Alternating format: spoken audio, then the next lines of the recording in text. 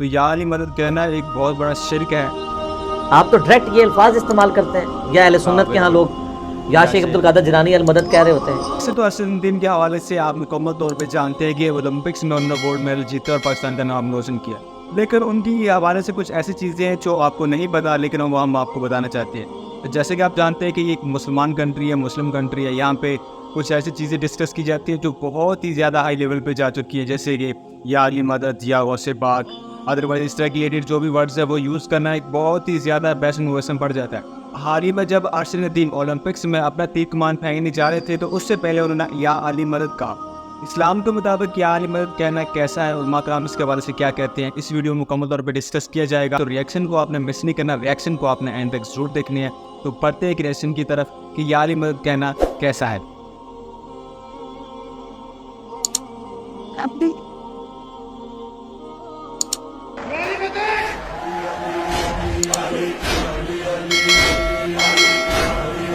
یا علی مدد کہنا کیسا ہے؟ ہم جب اللہ تعالیٰ کو مدد کے لیے پکارتے ہیں تو یہ کہتے ہیں یا اللہ مدد، یا رحمان مدد۔ کیا ہم یا علی مدد بھی کہہ سکتے ہیں؟ اگر کوئی ہمیں یا علی مدد کہے تو ہم اسے مولا علی مدد کہہ سکتے ہیں، کیونکہ علی اللہ کا نام ہے، امان اللہ لاڑکانہ۔ دیکھیں علی بے شک اللہ کا نام ہے، لیکن حضرت علی رضی اللہ تعالیٰ عنہ کا نام بھی ہے۔ تو اگر آپ یا علی مدد کہیں گے تو لوگوں کا ذہن اسی طرف جائے گا کہ آپ حضرت علی رضی اللہ تعالیٰ عنہ کو مدد کے لیے پکار رہے ہیں۔ تو اگر آپ کا یہ نظریہ ہے کہ آپ جہاں سے بھی حضرت علی کو پکاریں گے آپ کی مدد کریں گے، تو یہ تو شرک ہے سیدھا سیدھا، اس سے انسان کافر ہو جاتا ہے، مشرک ہو جاتا ہے۔ تو اگرچہ آپ کی نیت یہ ہو کہ میں اللہ کو پکار رہا ہوں، لیکن ایسا لفظ استعمال کرنا جس سے لوگوں کو غلط فہمی ہو، تو وہ لفظ بھی جائز نہیں ہے۔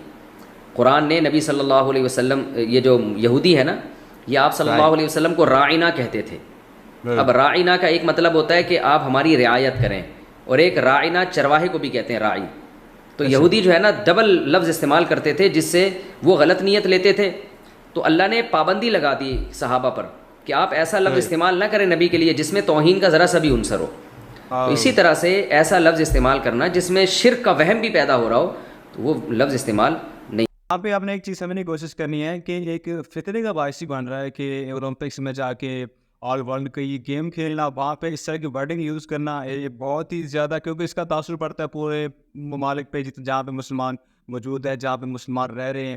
تو یا علی مدد کہنا ایک بہت بڑا شرک ہے، نہیں کیا جا سکتا، اس لیے اسے اوائڈ کرنا چاہیے۔ اہل تشیع بھائی تھے، انہوں نے مجھے یعنی افطار کے اوپر بلایا، رمضان کا ہی مہینہ تھا، کچھ 7-8 ان کے بھائی بیٹھے ہوئے تھے، وہ خود بھی بہت بڑے عالم دین ہیں، میں نام نہیں لیتا پھر وہ ایک پرسنل بات ہو جائے گی۔ تو وہاں پہ بیٹھے ہوئے نا یہی استانت کا مسئلہ چھڑ گیا۔ میں نے کہا یا علی مدد نہ کہیں، آپ ویسے مولا علی سے محبت کا اظہار کریں لیکن مدد کے لیے نہ پکاریں۔ تو وہ کہنے لگے نہیں، ہم تو ان کو وسیلہ اور توسل سمجھتے ہیں، اللہ ہی کو پکارتے ہیں ہم، لیکن یا علی مدد کا مطلب آپ کو سمجھ نہیں آیا۔ میں نے کہا یار مجھے اردو نہیں آتی ہے، مجھے عربی نہیں آتی ہے۔ وہ کہتے ہیں یا علی مدد کا مطلب یہ ہوتا ہے کہ اے اللہ ہماری مدد کر علی کے وسیلے سے۔ میں نے کہا یہ تو نہیں ہے، اس کے لیے تو یہی جملہ بولا جائے گا جو آپ بول رہے ہیں۔ آپ تو ڈائریکٹ یہ الفاظ استعمال کرتے ہیں، یا اہل سنت کے ہاں لوگ یا شیخ عبد القادر جیلانی المدد کہہ رہے ہوتے ہیں، تو یہ تو منع ہے۔ پھر وہ خیر تھوڑا کھل کے سامنے ہے، وہ کہنے لگے دیکھیں نہیں قرآن میں بھی تو آیا نا وَاسْتَعِينُوا بِالصَّبْرِ وَالصَّلَاةِ، صبر اور نماز کے ذریعے مدد چاہو۔ میں نے کہا آگے بھی پڑھو نا ان اللہ مع الصابرین، تو میں نے کہا اس کا مطلب کیا ہے؟ کہتے ہیں دیکھیں نہیں صبر اور نماز بھی تو غیر اللہ ہے۔ تو میں نے کہا اگر صبر اور نماز غیر اللہ اور اس کی مدد مانگی جا رہی ہے تو پھر آپ صبح و شام کہتے ہیں المدد یا نماز، المدد یا صبر، میری مدد فرمائیے۔ کہتے ہیں نہیں۔ تو میں نے کہا کیا مطلب ہوا اس کا؟ پھر کہتا ہے اس کا مطلب ہے آپ نماز پڑھو تو اللہ کی مدد آ جائے گی۔ میں نے کہا ہاں یہی مطلب ہے نا، تو مولا علی کی سنت پہ چلو، مولا علی کے طریقے کے اوپر چلو تو اللہ کی مدد آ جائے گی، مولا علی کو تو نہ پکارو۔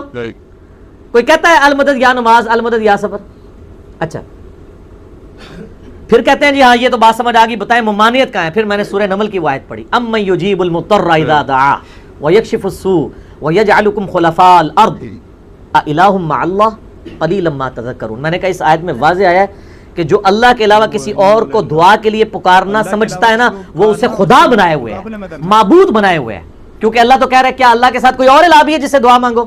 میں نے کہا یہ واضح ثبوت ہے کہ یہ شرک ہے۔ اچھا وہ آئے مائے شائیں کرنا شروع ہو گئے، لیکن وہاں جتنے 7-8 شیعہ بھائی باقی بیٹھے تھے نا، میں نے قرآن بھی انہی کا منگوایا۔